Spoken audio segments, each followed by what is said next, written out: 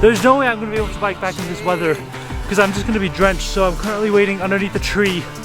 Hopefully the weather gets better soon because I need to get back into Creel City, but this is not going well.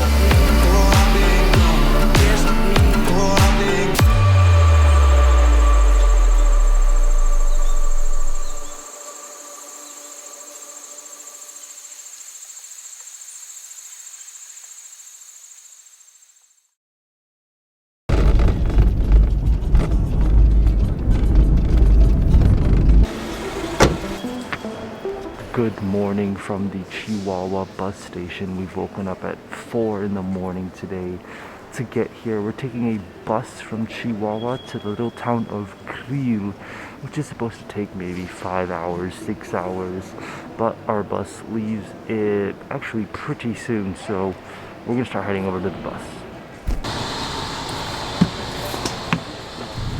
Well, we've just made it on the bus. Should be about a 5-hour bus ride, and I'm absolutely gonna pass out, so I'm gonna see you guys when we get there.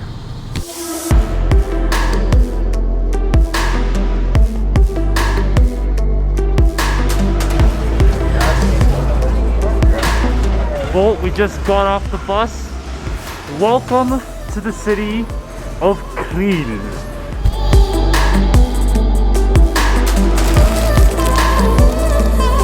Alright, well, I think I have a rough plan of what I'm going to be doing today here in Creel. Should be an exciting day.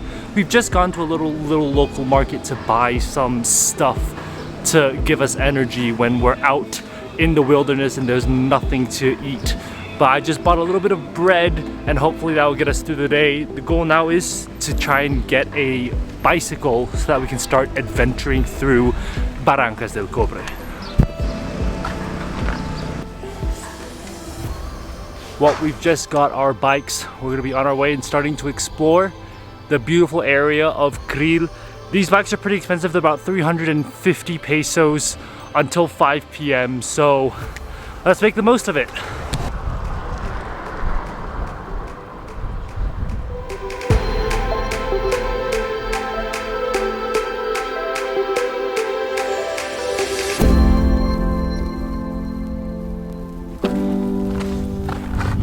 Well, we've just gotten off the bike and we've made it to the first stop for the day. This is an area known as San Ignacio.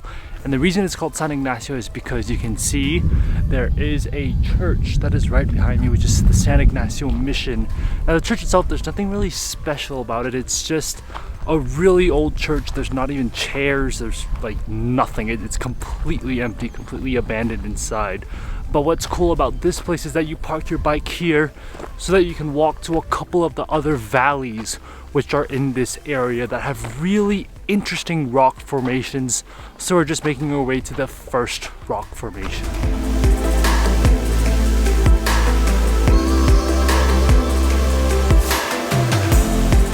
Aren't you just so cute? Alright, we've made it to the first valley with actually really interesting rock formations, as you can probably see behind me. This is the Valley of the Frogs.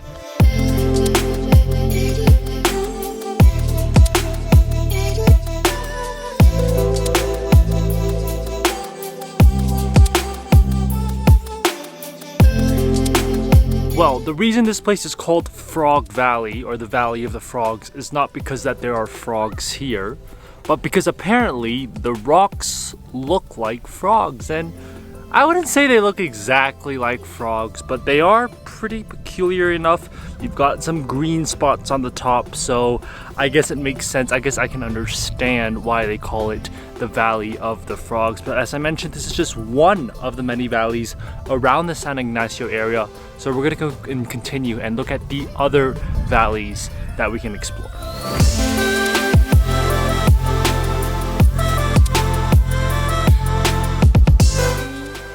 Hola, ¿cómo están? Oh, so cute.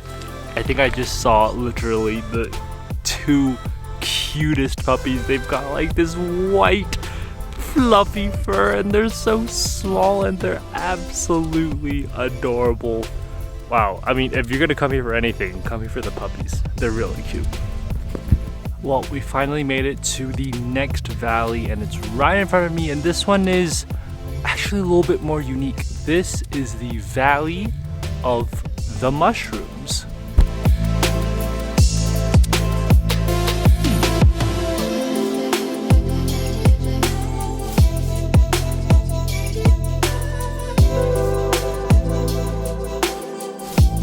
I think just by looking at the shots you can probably tell why this place is called Valley of the Mushrooms.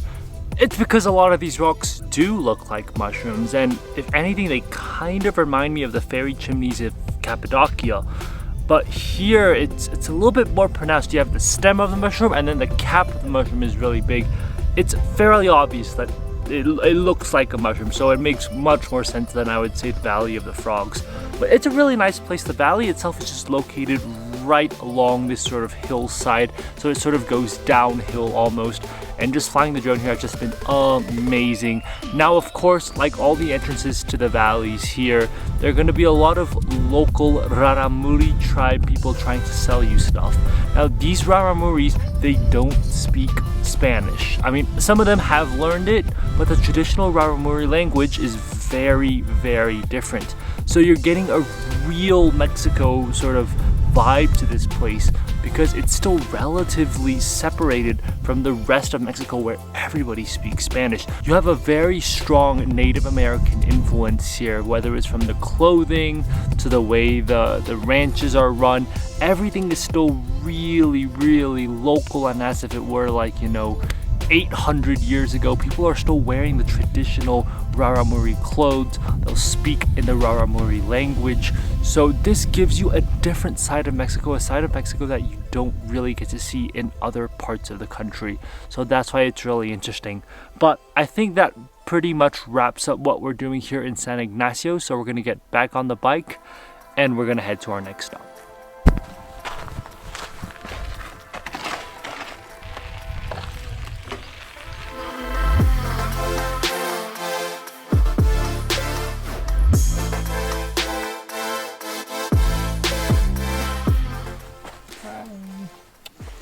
Oh, what a good dog.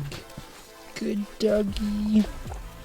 After another about 20 minutes biking along the highway, we've made it to a very, very quiet place, and a place where apparently nobody is here. Welcome to Lake Arareco.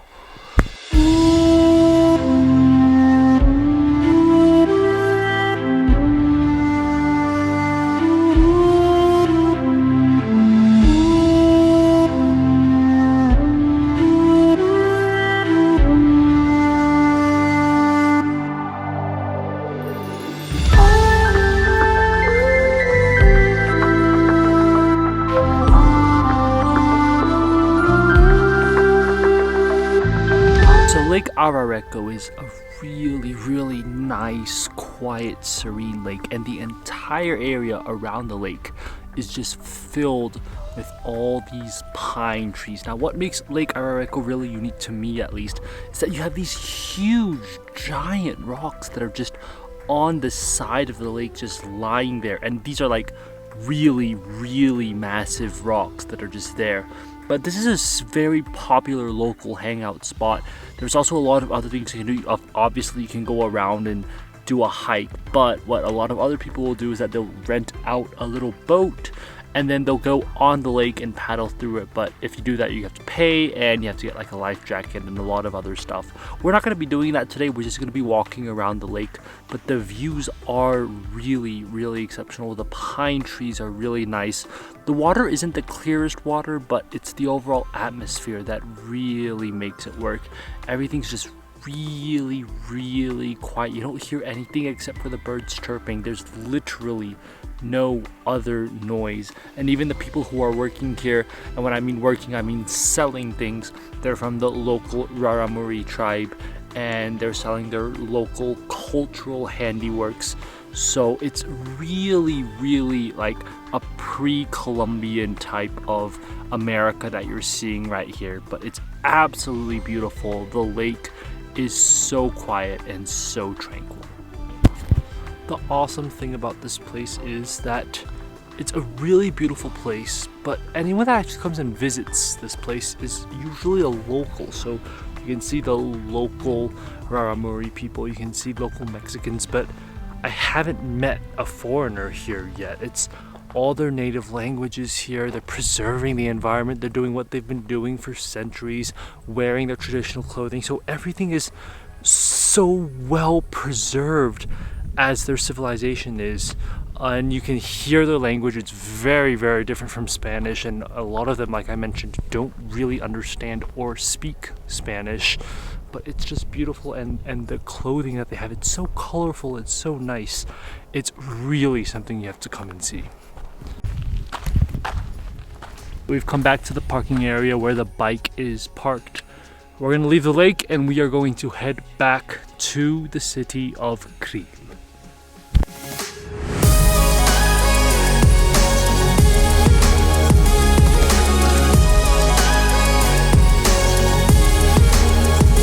Well, we were just on our way back and then it just started raining like crazy. I mean, this weather is insane. There's no way I'm gonna be able to bike back in this weather because I'm just gonna be drenched. So I'm currently waiting underneath a tree. Hopefully the weather gets better soon because I need to get back into Creel City, but this is not going well. Well, if you're wondering what happened after that, I think you can tell just by looking at me. It completely rained out. I was biking in the rain and it got really, really bad. Some locals with some ATVs came over and they offered to take my bike and me back into the town. So that is how I managed to survive it. The rain is so strong here. It just would not let up. But anyways, we're back.